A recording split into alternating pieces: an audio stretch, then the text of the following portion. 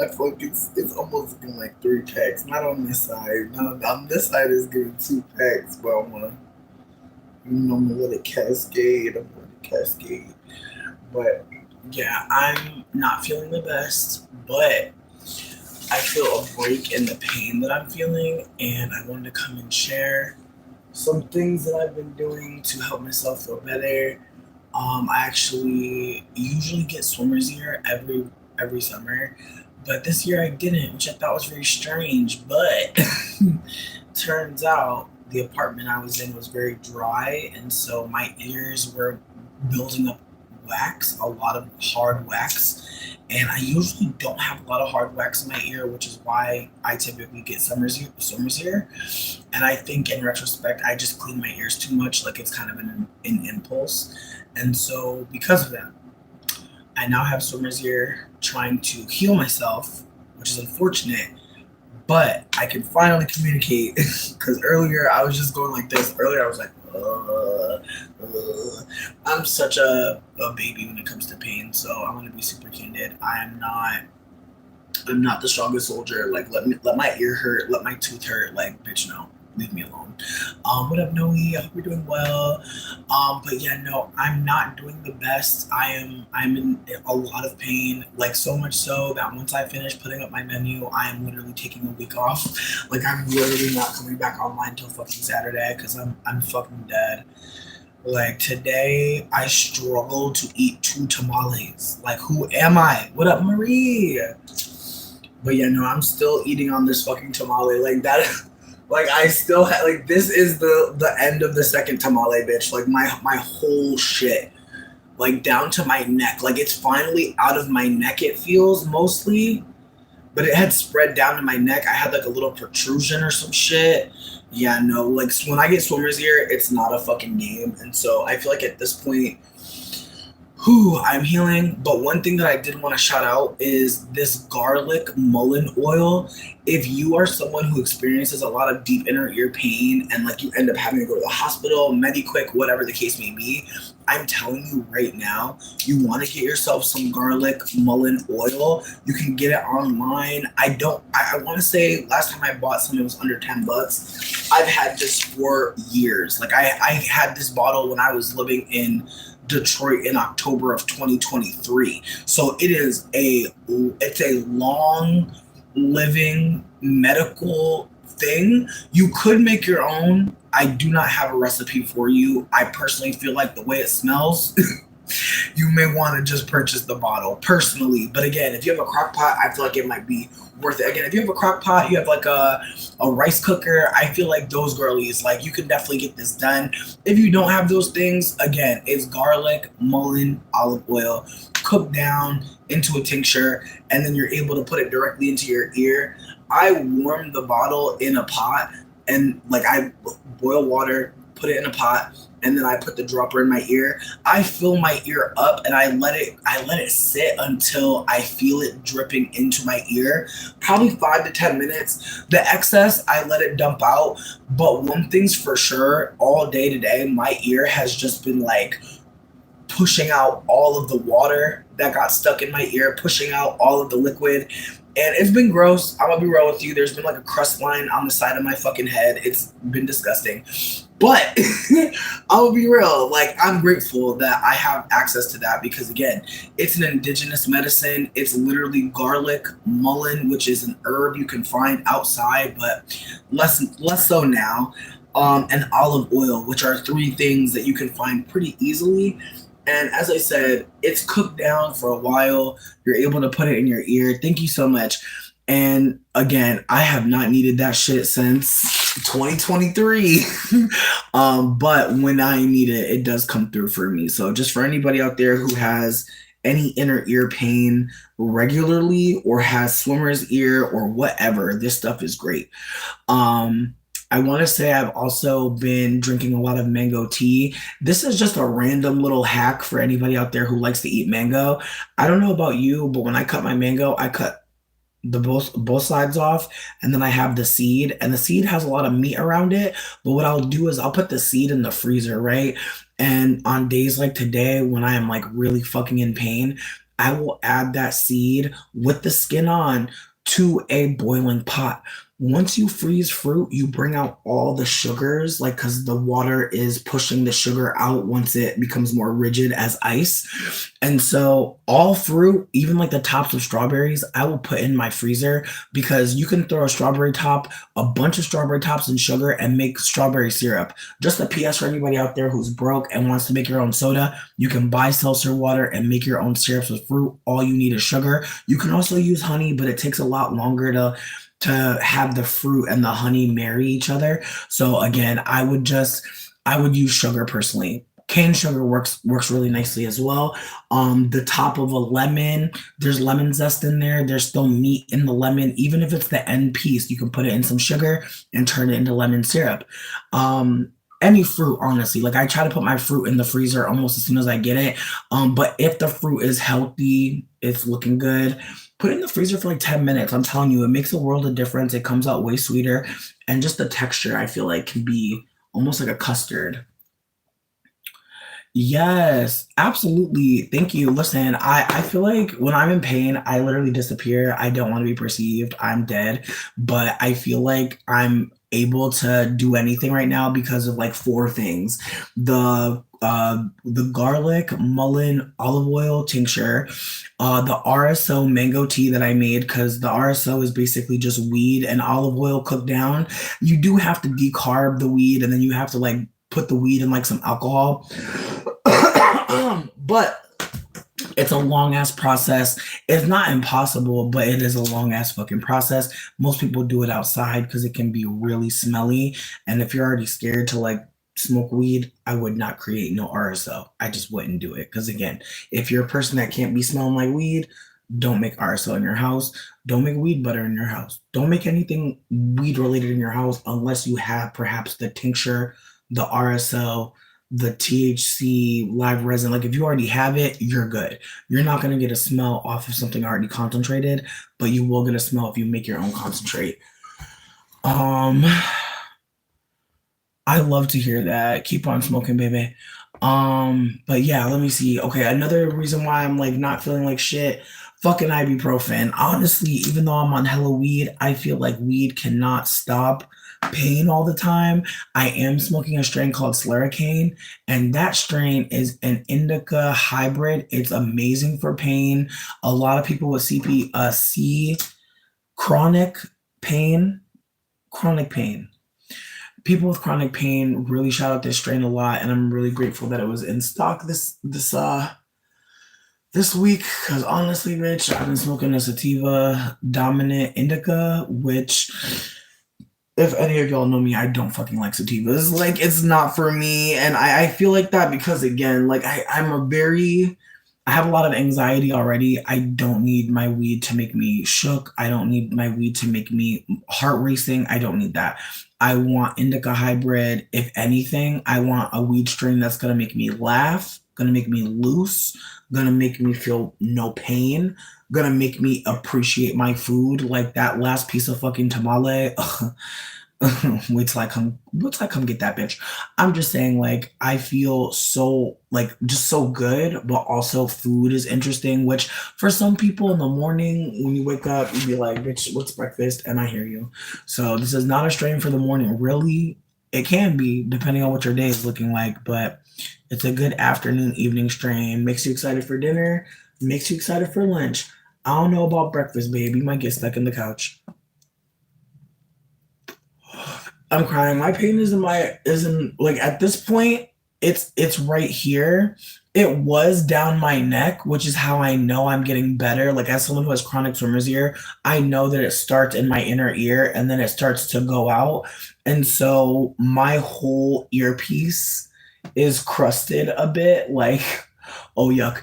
I literally just heard like a drip. I was like, ugh. Yeah, no, it's full of water at this point. There's nothing gross in there other than old ass water that I'm trying to get out.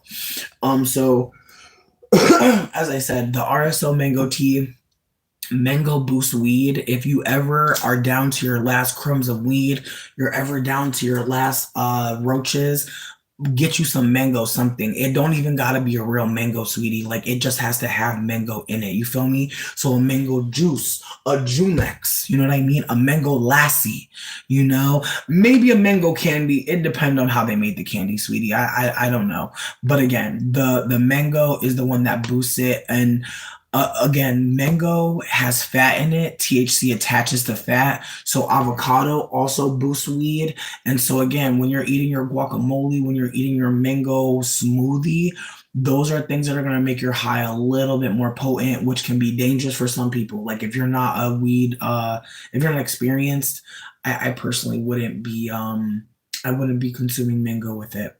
I wouldn't do it because again, it does kind of add a little bit of a psychedelic nature to it. And some people can't handle psychedelic weed experiences, which I understand. And if you're one of those people, I would stay away from Super Boof and I would stay away from Rainbow Runs. Those are two strains that are high in humulene, which is a terpene. All food, all like living things have terpenes in them for the most part. Like lemons have limonene in them, and pine trees have pinene in them. Um, Lavender has linalool in it. So all of those things are found in weed as well. And those things do help certain highs come on. And so if you're trying to stop smoking weed, I would suggest you get yourself some good lemonade, make yourself some good lemony drinks, because the limonene is what's popular in sativa. That's what's lifting you up, that lemony energy. And then if you're someone that needs to go to sleep, struggle with sleep, lavender, you don't need to smoke it. You could, but you could just make a tea. You could also just put it inside of a steamer, and steam it. You can steam the little out of it. Also, if you're someone that is, around a parent, they may have that Johnson and Johnson lavender baby lotion that is full of lavender, which is full of linalool, which is why people use it on their babies. And so just a PS on that, there's terpenes all around you. You can get high off of a lot of things and it's not gonna like derail your life. So just keep that in mind. But yeah, lavender is really calming on the body, calming and soothing. It gives you a lot of relaxation energy. And the linalool also allows your muscles to relax as well. So putting lavender in a bath, getting a lavender bath bomb, even putting lavender inside of like a tea bag in your shower. You can, steam some lavender in your shower if you're strategic, but you could put a tea bag on the shower head and let that hit you. It's nice. Again, you can finagle a lot of things. You do not need to do drugs. You can find ways to uplift your mood. Um, Again, not just lemons, but also pineapple. Also any kind of citrus, any kind of orange. You can literally just cut the zest off of an orange or a lemon and add it to hot water with some honey. And that is a tea that will uplift you and help you get out of the house, help you maybe do some more things, maybe be more excited, provide a little bit of anti-anxiety, a little anti-depression. Again, these are things that are natural. These are things you can find in the earth. Rose petals, they contain geranol, which is an anti-cancer. Just a PS for anybody who is afraid of cancer, worried about it, start drinking rose tea. It fights cancer. There are a lot of things out there that we can use to help us. We do not need to do drugs. I'm not saying don't do drugs. I'm just saying you don't have to. You can do other things and they'll help you. But yeah, like I said, I feel like the things that are helping me right now is the slurricane strain, which is the indica hybrid, the RSO mango tea, which is like boosting in my stomach. I also had some avocado earlier. I made a little bootleg guacamole. It worked out. I ain't have no fucking onion. And my cilantro paste was old as fuck and it looked kind of scary, but it tasted good. Like I feel like in the end, I feel like I knew I was saving that cilantro paste for something. I'm trying to think. I feel like there's another one. There's another one I'm blanking on it. Hmm. Hmm. Yes, come through, baby Ethernet. Let them know. Let them know. Let them know. Yes, there's so much stuff out here that's gonna help, again, fight back because there's so many free radicals and shit. Like I feel like between me and you, I feel like hearing about all the things that are seemingly connected to cancer is like overwhelming. Baby Ethernet, you better share. Thank you so much for being abundant with us. Like we really needed that. Thank you, truly. Like green tea being healing and helpful, I believe it. And kimchi literally tastes like medicine. I didn't know you studied cancer. Look at you. Wow. Come through. What's that? Oncology? You better come through oncology. Hell yeah. I'm not gonna lie, bitch. I'm actually surprised that I remembered that. I'm pretty sure it's oncology. I'm pretty fucking sure. But I'm hella fucking grateful that you came here and that you're uplifting what you're uplifting because again, there are a lot of people that are worried as hell about getting cancer. And I think, unfortunately, just at this state of colonization, I think it's one of those things that is like built into the economy. Like they're actually hoping for you to get cancer. It feels like just with the price of everything, it's not feeling like they don't want it to be prevented. So. Yes. Okay. Thank you so much. Again, like you know what? You never know who's in here. You really never know. Like I swear, like I knew you were out here being studious as fuck, but I genuinely did not know. And I'm not trying to be rude and be like, "What do y'all be doing?" You know what I mean? I never want to be bothering people like that. But thank you for sharing. Um, exactly. All the microplastics. Kimchi's so good. I hope you try it. It's good on the rice bowl. It's good in some ramen. Definitely had some in some ramen that was amazing. But yeah, no, I've been trying to keep my blueberry situation going, my blackberry situation. It's been rough, but as I said before, there are a lot of black farmers out there who are looking for support. If you're looking, I would say hit Twitter. If you're still on Twitter, hit Threads, type in Black Farmer. That's where I actually found the thread that I shared on my Threads account. So just a PS for anybody out there who's looking to find black farmers in their area. There are some. If you're in Michigan, there's a whole list. But please don't sleep because real talk, it's the way that I'm excited to talk to a black farmer. Because I'm like, you know what? Let's get this meat together. Like, I'm trying to find me a black butchery. Aw, you know what? I had kimchi in the fridge for like months, like since I moved in here, and it's still good, which feels wild. But again, like I feel like kimchi is very much a medicinal side, which I'm grateful for. I feel like me and Nubia were talking about how like we're eating hella Vietnamese and hella Korean food, and I'm like, no, for real. Like I found this Korean grocery store that has like a ramen bar, which is amazing. Like they have a ramen machine. Like it like gives you whatever noodles you want, whatever broth you want. Like you just have to buy your toppings. I'm like, sweetie, we're in the future. I'm so grateful, but I'm the bitch that wants to eat noodles and broth all day. Like that's my energy. Rain, hey. Ooh. See, and Whole Foods, I feel like the last time I went down to Miss Whole Foods, I just knew that it wasn't giving. Listen, the powwow, I didn't go. We ended up not going because I stayed up all night the night before trying to do my fucking hair. Like, isn't that the way, bitch? Like, I did my hair trying to look cute for the fucking powwow and then stayed up all night. Almost missed, like, meeting up with one of my clients, like, IRL, which really sucked because, like, I was just rushing, but yo, he funny as hell. Like I literally, like I said, I literally don't know who told this man that I can help him locally because I really don't work locally. Like I really don't meet up with people. But somebody then gave him my number, so I'm like, all right, let's link it to Target. You feel me? And bitch, I'm telling you, he's so hilarious. Like it's legal to have weed where I live. It's legal to give weed to someone. I don't know if it's legal to give weed to someone in a Target parking lot. I don't know if that's legal. I'm not gonna say that's legal, but I'll say that like it's legal to have weed on you. I want to say the limit might be like 3 ounces. And like he was like, oh, he's like, are you scared to drive with this much weed? And I'm literally like. And keep in mind, like, for anybody who smokes weed, he's buying shake, bitch. Like, I'm not trying to be mean to anybody who smokes shake, bitch. I smoke shake. Like, I'm not trying to talk shit. I'm just saying, though, like, he's literally worried about me driving some weed crumbs, like, around the corner. And I'm just like, yo, like, I live. And, like, Damon's like, that's why you're getting paid, though. Like, his fear is what is paying you. I was like, no, I know. Like, that's what's awkward. Because it's like, again, I live in a legal state. You could go to the store and buy weed. Like, you could literally walk into a store and have someone, like, ask you questions and give you a deal. Like, you could. And he's hitting me up, like, meet me at the Target. Sweetie, we're not in Massachusetts. Like, we're not in. It's just funny as fuck to me, honestly. Like, he's so fucking scared. Like, it's so funny.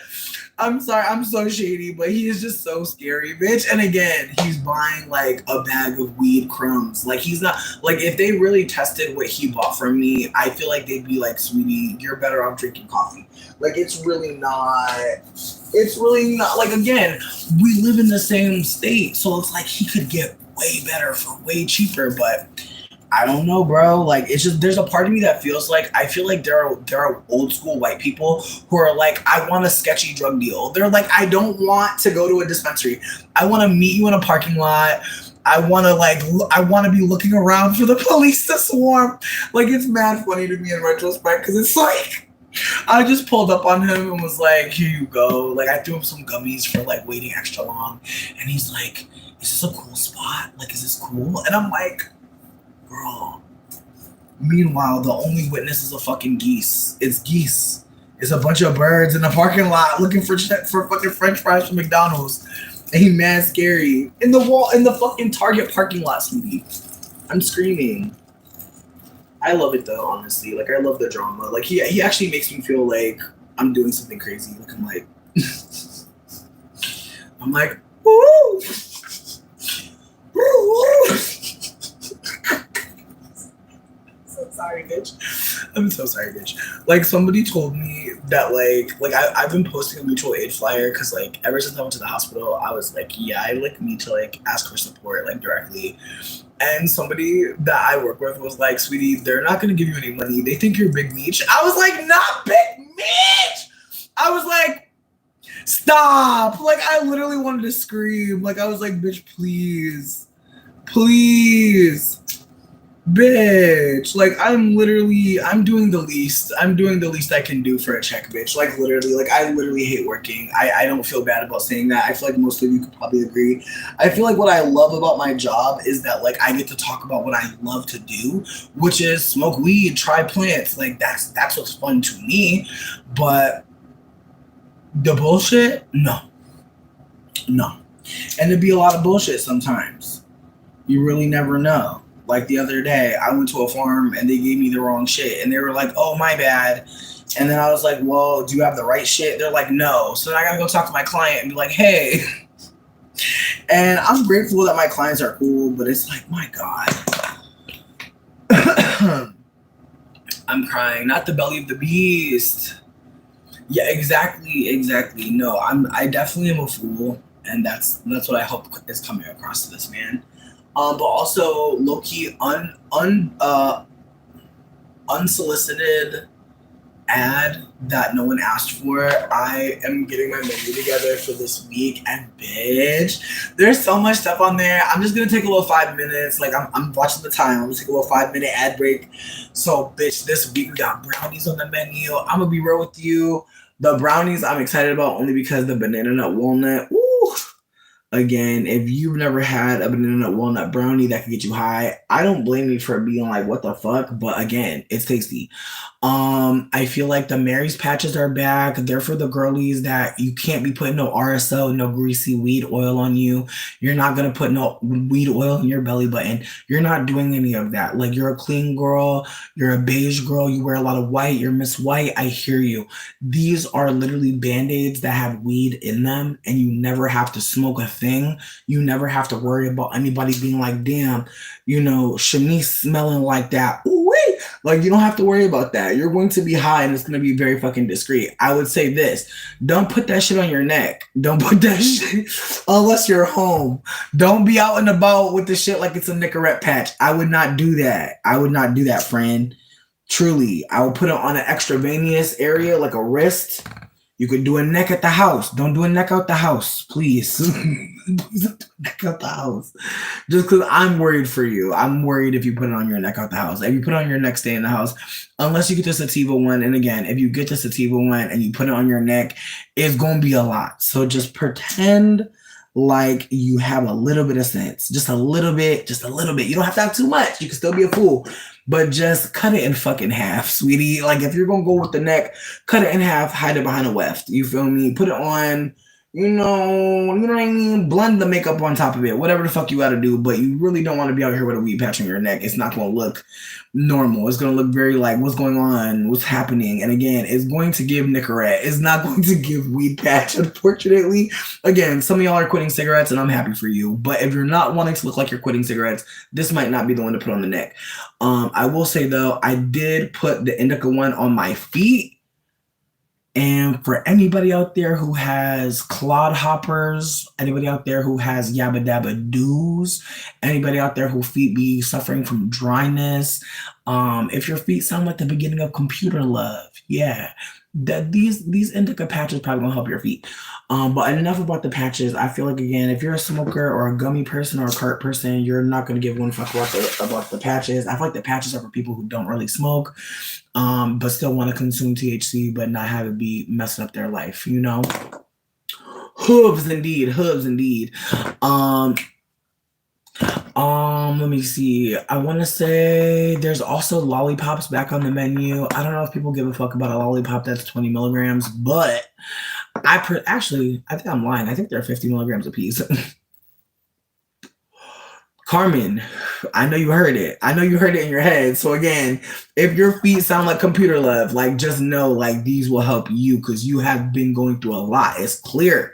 And I'm with you, bitch. I've gone through a lot as well. My feet definitely could double as shoes, bitch. I could walk outside a lot of places, bitch, without any shoes on, and people be like, I like them shoes. Like, people be like, them shit's clean. They probably wouldn't, bitch. I'm trying to make you laugh. I'm gonna move on, though. Anyways, so yeah, I feel like that's happening. The shake menu is shaking. Honestly, I feel like I did a lot of indicas this week. I feel like I didn't do that many sativas. I don't know if anybody realizes this, but I fucking hate sativas. So I usually don't put it on the menu. I put it on the menu for the people that need to do crack. I put it on the menu for the people that need to do crack, for the people that need cocaine. But I will say this, if you're ever out there and you're looking for a strain that will mimic cocaine because you don't want to try cocaine, but you want to know what it's like, Ghost OG. Swear to God. Like, and again, I've only tried cocaine because I was peer pressured by an elder. Yes, my girlfriend's mama. You too? I hope not. But yeah, no, bitch. It was Christmas too, or Thanksgiving. One of them holidays, bitch. I actually think it was Christmas. And on my birthday, I ended up leaving her house with no shoes. Couldn't find them.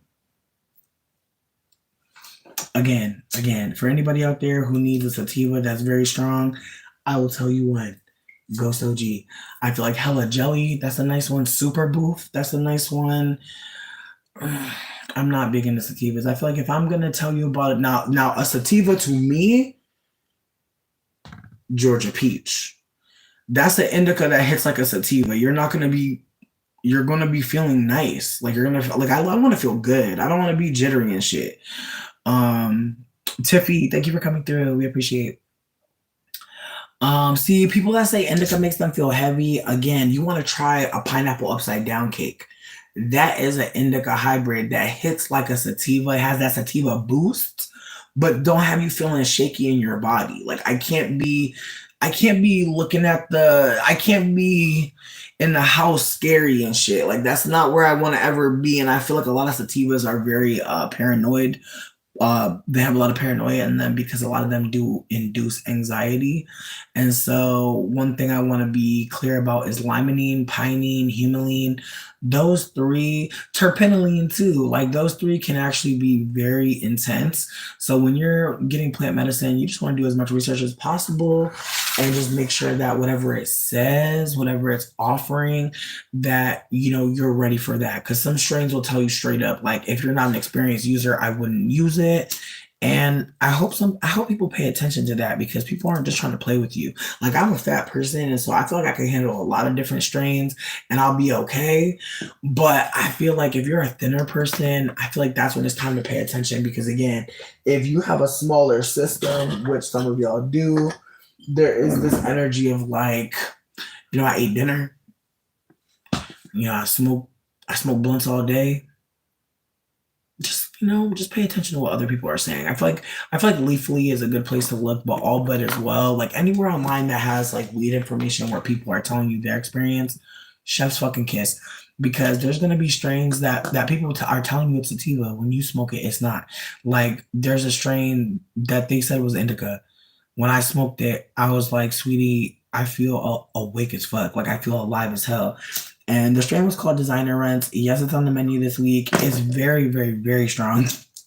I feel like this strain kind of reminds me of like Adderall a bit. Like it has a little bit of an Adderall energy, but I feel like it's cool enough to where like if you don't want to be, you can calm down, but it's still pretty strong.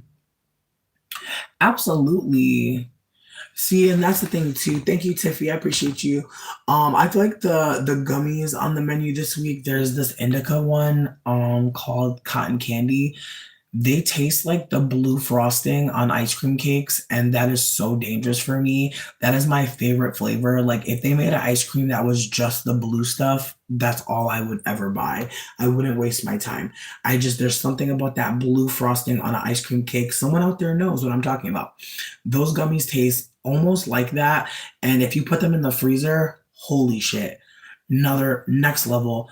But I will say the gummies this week, they're all on sale. They're 5 for 50 or 10 for 75. Your ears are not deceiving you, bitch. I said 10, I said 5 for 50 or 10 for 75. That's right. We're gonna double it up for 25. That's what we said for the 420 celebrations. We're not trying to play no games. We're trying to make sure that we can make sure everybody's good before the holidays, because that was kind of giving me a little bit of anxiety trying to figure out how to do a sale before 420. And baby, everybody is poor, bitch. I'm poor. Everyone's broke. So I wanted to just make sure that the sale could last for as long as humanly fucking possible, bitch. Because again, if I can make it cheaper, I will. And most recently, I've had to raise prices. And so my thought process was, if I know the prices have to go up, can I do something for the people? Can I help them stock up? Tax season is coming. That was my thought process. Like, I don't know how this summer or this spring is going to go. But I'm hoping that the next 30 days of sales allows people to get exactly what they need, hook themselves up, make sure their 420 is cute, and also be able to again share the merriment. Because I know for me, when it would be 420, I would just be hoping that somebody would come through. I never had no plan, but I know some people that I work with are like thinking ahead and trying to get things together. Oh shit, I went way over 5 minutes, bitch. My bad. But yeah, again, I'm hoping that people give a fuck about the flyer, but more importantly, I hope people uplift my mutual aid flyer. That's the most important thing to me this week. As I said, I'm definitely taking like 4 or 5 days off the internet because I need to fucking relax. I've not been good for a while, but I feel like when you work for yourself, it'd be a different type of pressure because it's like, yes, I work for me, but I also work for the people I work for. And so I'm not just answering to myself, I'm answering to a collective. And it can be overwhelming at times. And I'm trying my best to just navigate it well, but I haven't. And I feel like, I don't know. I think moving forward, I'm trying to just find a way to balance the work and the life, but I haven't been. I've been just kind of like just in the house trying not to experience what's out there. You feel me? Because I just feel like, it feels like, it feels overwhelming to be outside. Like I feel like I feel white people's energy differently now. Like now I'm actually afraid of what they're going to do, because I fear that like they're like I get worried about how like we've been so candid about white supremacy and like white people being so angry, and like just again, you could just be outside and somebody white does something demonic to you.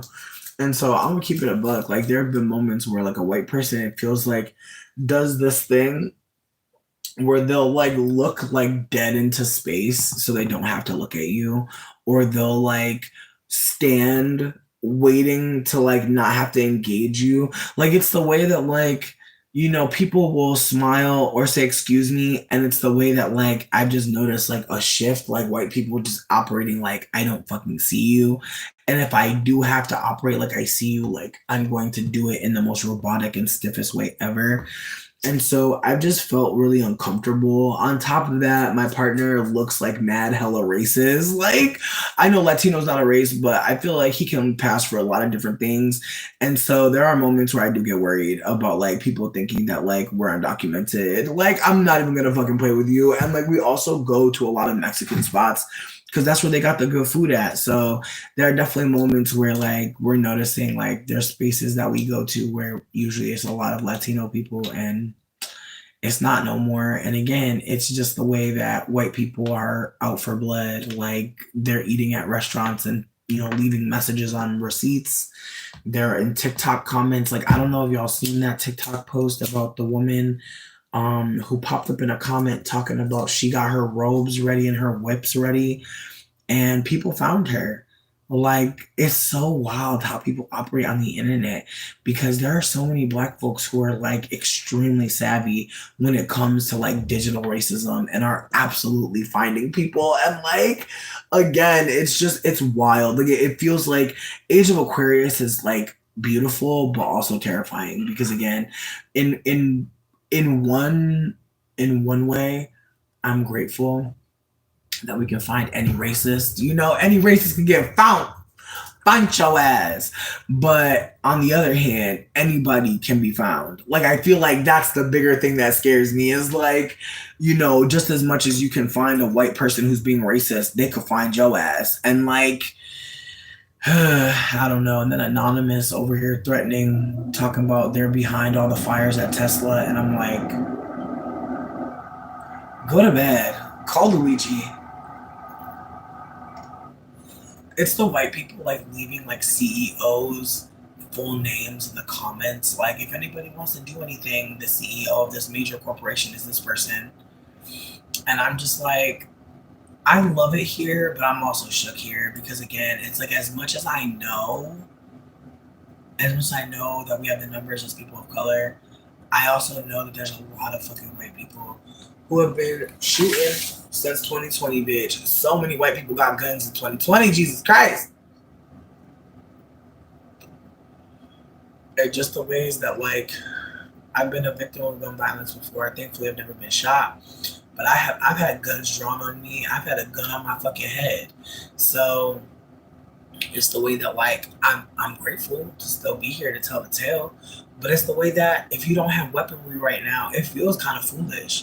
And so I'm definitely trying to find something because I remember in New Orleans there was a trans and women's self-defense class, but I never paid it no mind. And I feel bad, but I really never thought it would come to this. And I hate to say that, but I just never thought I would need to fight anybody. I never thought I would need to physically harm anybody.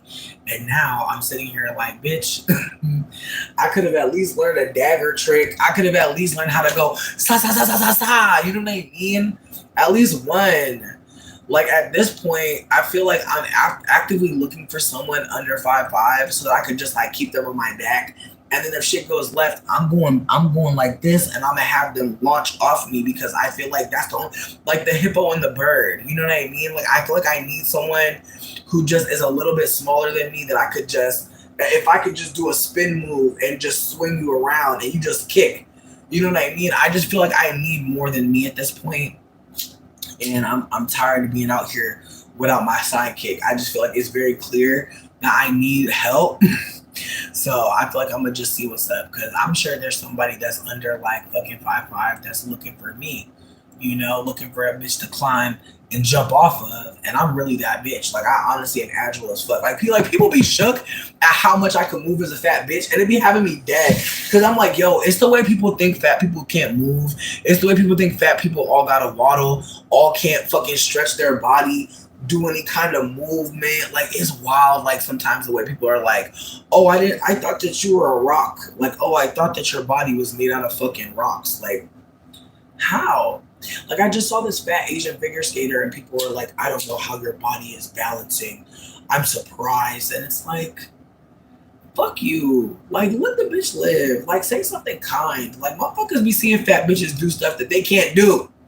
and then be like trying to sneak this and trying to say something funny. It's like, what's the point of saying that like she defied gravity, bitch? Like, what's the point of that? Like, be happy that we get to perceive her. That's my energy, at least. But yeah, no, I feel like, as I said, I'm about to get up out of here. I'm not feeling the best, but I had a break in my fucking shitty feelings, and so I wanted to come through. Also, last thing, me and my cousin talked, and I'm honestly like so hopeful. Like I haven't felt this feeling in a while because, as some of y'all know, I don't have a family. I really don't have anybody in my family that I connect with, and it sucks. But my dad's side of the family, I really don't bother with them because I just feel so abandoned by my father. I don't feel like I want to go through being abandoned again by anybody else. And even though I grew up with my aunties and my cousins, I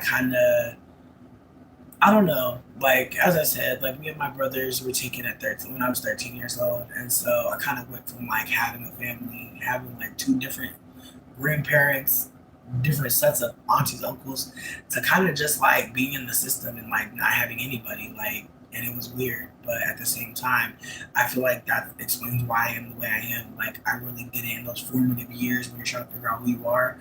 I was in the system, and I was noticing that if you were quote unquote bad, if you ran away, if you did these things, you might not get a family. And so there's a lot of times where I was just like trying to just be as good as possible, even in a situation that was toxic. Just because I was scared of being fucking a homeless youth. I was scared of being kicked out. I was scared of losing housing. I was just scared as a child of being homeless. So I feel like I acted a particular way so that I wouldn't have to deal with that, but it didn't really matter. And so I do hold some resentment at times from my father's side of the family just because they knew me. Like I actually like went to their house. Like I lived very close to their house.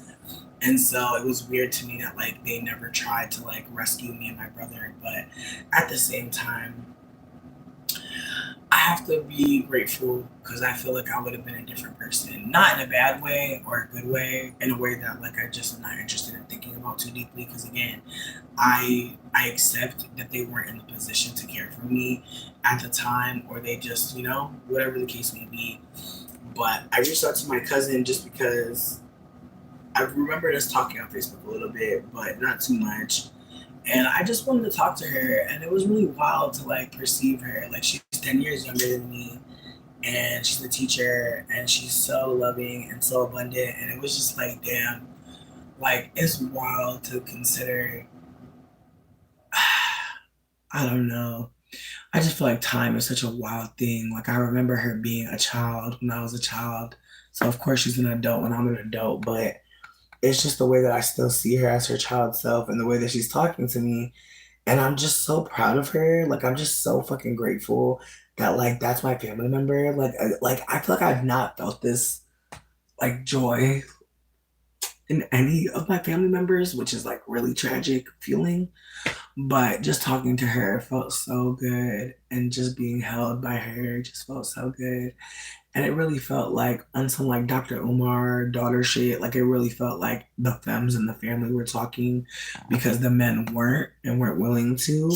And it just made me proud that like there are men in our family who will never speak to us, but will speak to each other. Like we'll find each other, like we'll say something to each other.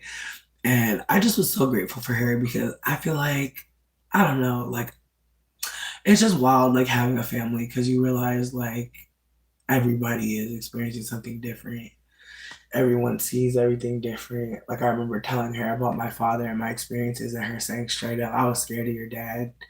She's like, whenever he came by, like I just felt like he was like just very mean spirited, and I was like, he is very mean spirited. And it just hurt to hear that like my family has been harmed by my father as well. And so it makes even more sense why we don't have a connection. Like the bridge between that is the evil man. So I don't know. But one thing that came out of the conversation was my cousin told me something that I had never heard before. And it really fucked me up a little bit because, like, I remember my grandpa. like loving me. I do remember him being really kind to me, but she told me that my grandpa had told her that I was his favorite. And it really made me sad to hear that slightly because it's like, that's a wild thing to say to like your other grandchildren. Like I feel like it's an uncomfortable thing to hear, like in ways. Like I don't want to be like I wasn't sitting there all excited. Like there was a moment where I was like, damn, like that's wild. But there was a part of me that was grateful to hear that like I was somebody's favorite, like on my father's side, because I just really didn't feel very received by any of them really, but my grandfather. I've shared with y'all before that like before he passed away, I was able to be in town, which is crazy because I left town when I was 17 years old. So me being able to see him before he passed away is crazy. But he told me that he wishes that he never came to America, that he was tricked, that he thought America was, a better place. Like he said, he believed that. He said he believed everything that they said, and he had to find out the hard way through his family going through all this trauma that that was not true. And he apologized to me before he passed away. And it's something that I tell all of my family members, like whenever I get to talk to them, like I keep it real with them. Like grandpa told me he wished that he never came here because I don't want anyone to feel like they gotta stay if they really want to leave or that they gotta keep on sitting with that feeling of there's something not right happening in this country and like I feel like it's just me. It's not. And her telling me that my grandpa told her I was his favorite had me just sobbing like a child because it's the way that I still get messages from my grandpa. And I'm just like, whoa, like the world is so strange. Like your ancestors can see you, they can hear you. And I'm just, I'm just touched by my cousin's kindness because, again, like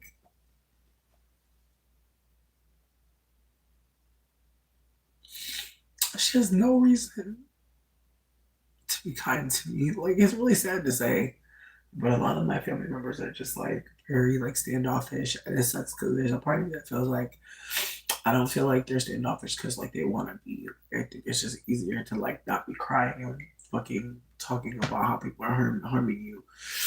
And so I think like my family like looks at me like I'm weak, which is really funny because I actually feel like I'm stronger than all these bitches.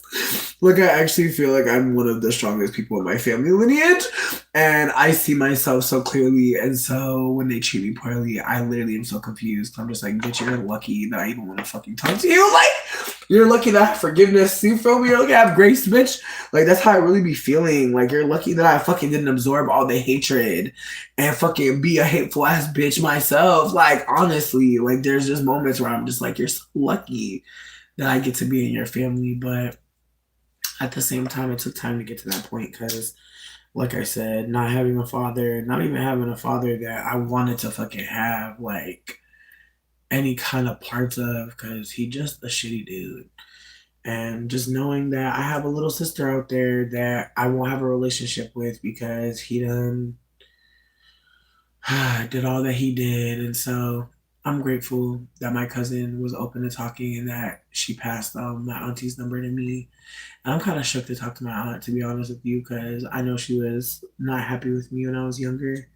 Because I feel like when I start talking shit about my family on Facebook, I really feel like a lot of them were upset. But my thought process is this, like, if your family is treating you poorly, like, and you don't have a journal, you don't have therapy, money, like, where are you going to go with that? Like, I just think a lot of us are sharing our truth on here because there are people who are denying us communication, denying us any kind of humanity, denying us any kind of connection. And so we seek it out in other people. And I realize, like, thankfully, that, like, there are reasons why we do what we do. And not every desire that we have needs to be met by someone else. We can meet our own needs a lot of times, but I'd be a liar if I said that I wasn't, trying to find any kind of love out there to replace my family love because I am. But I think at the same time, I never really had family love. Like I was very tolerated. And so I think there's times where I think I can recreate like love or what it looks like with someone. And I don't know. I think there's a part of me that knows like I don't know what every love is. Like I felt some loves and other loves I think I'm still waiting to feel.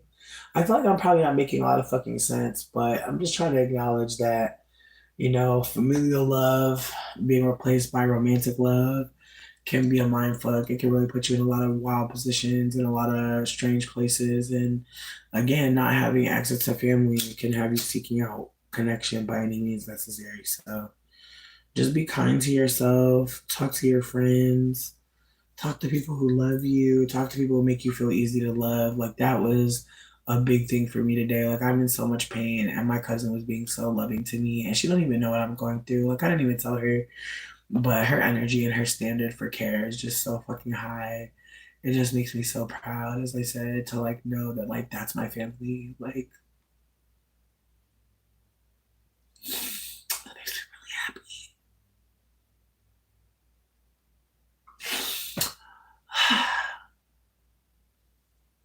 I'm just so fucking grateful. Damn, Aries season not playing. Bitch, Mars, bitch, Mercury and Venus are both fucking fighting, sweetie. There's a fucking Kazemi happening. Oh my god. It's a lot. It's a lot. A lot of people from your past are probably popping up on you, sweetie. Listen, they're probably not stalking you. You just popped up on their mind. I'm telling you, like, 'tis the season. The planets are really like reminding us, like, people remember you, which can be a good thing or a bad thing. People can remember you and it sucks. Well, people can remember you and it's a beautiful thing. I'm trying to just stay there. Man, like talking to someone who loves you and cares about you is such medicine. Like, real talk. I'm so fucking grateful, honestly. Like, like it's the way I'm in my fucking mid-30s and I'm just like getting all the things that I really fucking wanted. And it's like the ways that like trigger warning for like unaliving. But there's the ways that like there's just times where it's like and we're here paying bills. And what's next? You know what I mean? Like there's just times where it's just like, ugh, I hate that I have to keep going. I hate that like keeping going makes seemingly more sense than like stopping, but I don't know. I just feel like even though I'm in a lot of pain, like I'm really grateful that I'm alive. Like I know that that's really dramatic, but I haven't felt grateful to be alive in a while. Even with my medical shit, like I'm grateful, I guess, like not to be weird, but like even after that, like just moments of feeling like guilty for feeling like I didn't want to be here and now I made it through something and just feeling like yikes. But on the outro, Philosophy Noir, PhyLosinoir.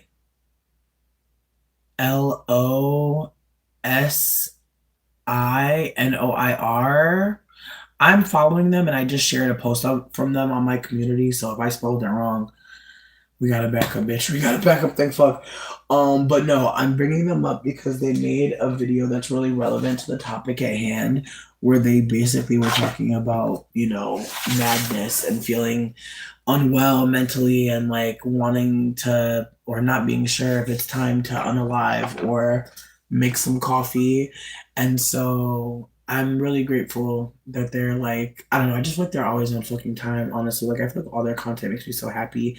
They have this one video that I really want to watch with y'all called like the penetrated male.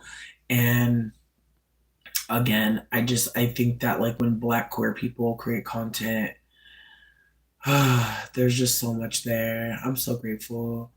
Also, there was a panel. I feel like I talked about this already, but I'm gonna talk about it again. There was a panel roasting Dr. Umar, and it's called like Olay and Friends, and it's a bunch of different like black folks in like the YouTube long format space, kind of just riffing off each other and having a good time. But this fucking podcast about Dr. Umar had me fucking screaming laughing. Cause again, like, Dr. Umar, the Pan African Prince, like he's hilarious on his own, but people perceiving him is just so much more funny to me. Like I love people's reactions to Dr. Umar.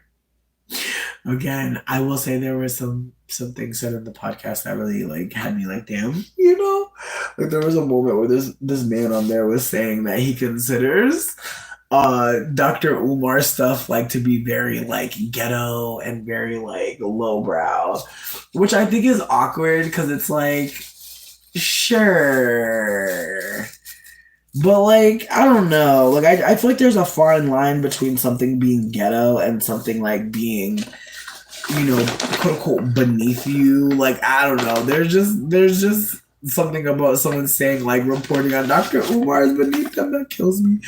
Because again, like I don't think anything about Dr. Umar really. Like I really do not think of this man. I think finding out that he gets paid thousands of dollars to say anti-black things and trans misogynist things and anti-black woman things is sick. I do think that. But I don't be thinking about Dr. Umar at the fuck all. I literally just hope that he is able to make it out alive in the end, sweetie. But he will. Because again, one thing was for sure is if Dr. Umar really made a school, sweetie, he wouldn't be alive, girl, to run it. Like that's the thing about it is like it's the way that he lied about the school and it's awkward because it's like, sir, on one hand, I can actually understand and empathize with anybody black who doesn't follow through with like being able to create something that big. I can actually understand why the logistics of it wouldn't work out. And I'm not trying to be shitty. I'm just saying like I can actually hold that it's a big dream. It's a big desire. And not only is it a big desire, it's a big desire that you're asking to crowdfund for. And from what I noticed, there wasn't a lot of like information on how he was going to get it done. And so I hate to say this, it feels like we're all victims of like black male patriarchy in this moment where of course we want to see a black man succeed, like duh. And so it's one of those like I just feel like double-sided things where you can want someone black to make it, but you can also hold that like that black person ain't the one that's gonna make it. And it's not to say anything bad about Dr. Umar genuinely. It's to say that like he didn't have the credentials and maybe it didn't matter because people were entertained. But again, it's the way that like he in retrospect to me just seems so much more calculated. Like I just think I remember watching his content and just laughing and thinking it was so funny how he was repeating himself and how he was talking.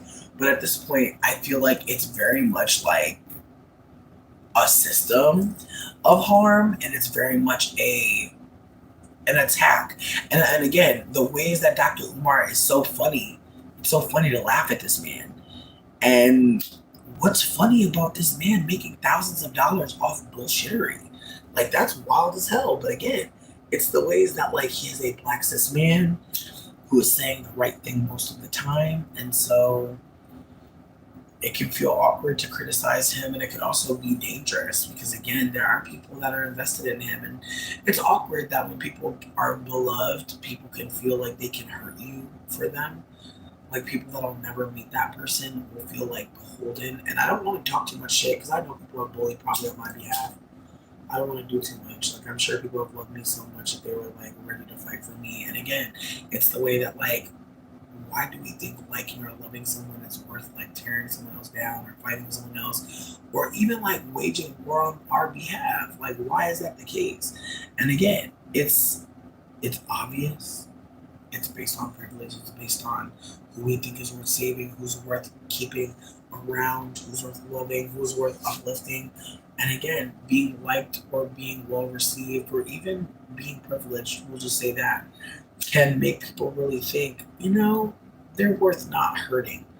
And it's the way that being unloved, being uncared for can seem like all it takes for people to do something against you. Because again, you're not beloved, you're not being upheld.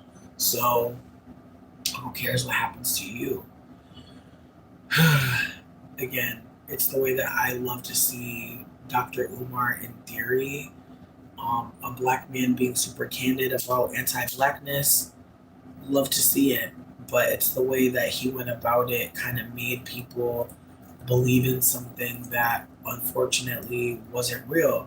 And what's even worse, again, if he really was able to get that school up and going, I really do think he would be in danger. Like, I feel like that's the double edged side of it. Is like, on one hand, it's like, yeah, he definitely lied. But on the other hand, it's like, if he was telling the truth, though, but it's like, would he tell the truth? Like, is that something that he really wants? And then I also have to, what kind of fucking school is this man going to put together? He over here talking about black women need to be more feminine and need to be humble. Like, he really made a video talking about he needed to live with his children's mother to figure out if they were worth wifing. Like, he sounds like a fool. And it's unfortunate because, again, it's the way that he hasn't sounded like a fool in so many ways that makes people want to support, want to like him, want to be close with him.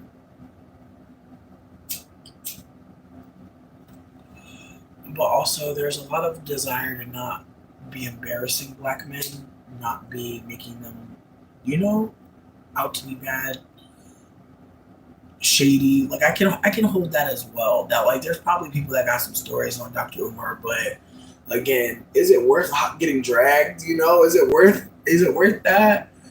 And I feel like that's just where we're at right now. It's like some people are only being spared because of the army around them.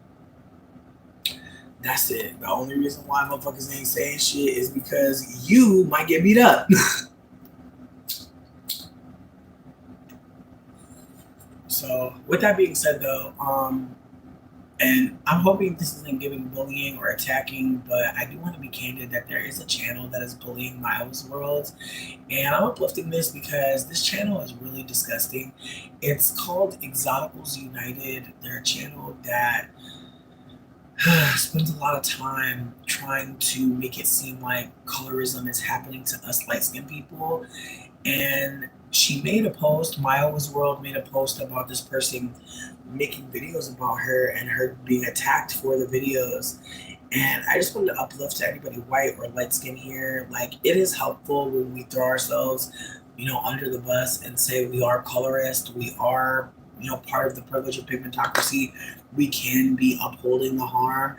Like, it's really important. And I know that some people may not see it that way, but deep dark skin people already know this. There are so many of us light skinned people who really don't have any information personally around colorism. And so, like, actually there's no light skinned people that have any information around colorism other than we are perpetuating it. And even then, we have to listen to people to hear that we are doing that. Just like white people like need to be listening to black people who are consenting to share with them about their behavior. It's on us light-skinned people to be listening to deep dark-skinned people and to not be running away from conversations that implicate us. And I've seen a lot of light-skinned people treat the conversation as if one that only deep dark-skinned people should be having, and that's weird. Because if we're implicated, if we're part of the ops, if we're part of the harm, if we're part of white supremacy in a particular way, it's important to uplift how we are. And so again, Exoticals United, that channel is very toxic, but I do think, unfortunately, we do have to pay attention to how us light-skinned mixed people are moving, so that folks can, again, see that, there is a system. There are so many of us light-skinned people who are tools of a system, and how we're being used is by white supremacy. It's not the black community that is erasing itself. It's not. And people can try and make it seem as if there are black people trying to erase themselves, but I'm willing to be more nuanced in conversation and hold that if you live in a world that hates black people, I think it's unfortunate to not be able to hold that there will be some black people that hate themselves and hate other black people, not because they're inherently worth hating, but because of the society we live in. And I'm grateful that Hale lifted that up to me because, again, there were moments where I was just so confused about some of the back and forths, and some of the conversations that are unfolding are ones where we have to hold both truths at once. That we live in a world that tells deep dark skinned people that they're not as good as light skinned people. Why would we think in a climate like that there wouldn't be some anger, some rage, some jealousy, and even the word jealousy being used to weaponize against deep dark skinned people is another moment where we're expecting deep dark skinned people to be superhuman and never experience human emotions. Being jealous is something that we have all felt, right? Being upset that someone is being treated better than us is something we've all felt. But the ways that systemically deep dark skinned people are held to a standard that is both higher and lower, than anyone else is something that we must uplift as people who are part of that system as tools of it. So just like if the police weren't going along with Trump, we'd have allies in law enforcement. We'd have allies to fight in a way that most civilians don't fucking know how. So just like in the conversation of white supremacy, if us tools, us non-black people, shift in instead of uplifting the system and perpetuating it, who would we be? How would we be able to support, rather? How would we be able to be accomplices if we were unwilling to perpetuate that part of, the system? Like if we were unwilling to pretend like we're not seeing anti-blackness, like who would we be in the room if we stood next to deep dark skinned people and said, yeah, yeah, we're doing that. We've done this. What the, like up, like listen to what they're saying. Like redirect the conversation. Like a white person over talking, being like, hey, you've been talking a long time. Again, it's the ways that like us light skinned people are very rude. And like it's the ways that I didn't think I was being rude. I thought I was just being myself. I thought I was just being like fucking self-starter, fucking like all the ways that you think that you're behaving because you have privilege, and like it's not the privilege, it's just who you are. And the ways that, again, I've been really rude to people, I've been really blunt with people, really direct with people, but it wasn't giving gentle, wasn't giving emotionally intelligent. And the ways that people have just let it go, the ways that people don't hold me accountable for years and years and years off of a conversation that they really could be like, fuck you. And again, it's the ways that like I have to sit with that reality that like I've said things to people in a tone or in a manner which they really didn't appreciate, but at the time perhaps they were afraid of backlash or how people would feel. And so I'm not saying any of this to make it seem like I've grown, I've changed. No, I'm unfortunately late as fuck to listen to deep dark skinned people. I'm late as fuck to listen to black people. I'm late as fuck to holding myself as an oppressor, and I'm catching up. And that's all. That I feel like I wanna make it like less. I want to lower the stakes here because many of you can do that as well. So many of us can sit with how we've been operating and how it connects with white supremacy. And what a beautiful moment to acknowledge, like, we don't have to stay there anymore. What a beautiful moment to acknowledge, like, we don't have to keep doing this shit. We can do different shit. We can operate in a way that holds the truth of deep dark skinned people, because a lot of us operate as if we only see the world through the colonizer's imagination. And it shows when we communicate, it shows when we share our stories. So with that being said, I appreciate folks for listening to me for a long ass time. um just thank you for holding space in any way for me, and thank you for being kind to me if you have been. It matters so much, but I don't think I actually felt the gravity of kindness for a long time. And I have to just hold the ways that, like, being a lighter skinned person, being seen as attractive or worthy in a particular way means that, like, I've had an abundance of people care about me in a way that I wasn't able to appreciate. And I feel like even saying that is something that, it doesn't feel good to say, but it feels good to acknowledge that, like, there's ways that, like, people react to me or treat me that is not typical. And again, how the fuck would I know unless I was listening to people who are more marginalized than I am? And so I do want to call anybody out there who's feeling like, I'm doing my best. I can't take on anymore. I feel like just take on yourself right now. Like if you really feel like you're too overwhelmed to dig deeper into how you could be causing harm, maybe just ask yourself how you're harming yourself. Because low key, that could be a tip. That could be a major key to kind of getting out of, that loop of self-harm. Because all self-harm don't look the same, friends. Like everybody not burning themselves, cutting themselves. Some of us are beating our own asses in our brain, and that harm that we're doing, people can't see. It goes very underreported, very undercommunicated about. But with that being said, I know my chat is frozen AF. My bad. I didn't want to start over. I just wanted to get my thoughts out and disappear from the internet for a few days. But with that being said, I love y'all. Thank y'all for listening to me. Thank y'all for taking time to do anything on my behalf. I appreciate everything. I'll see you later.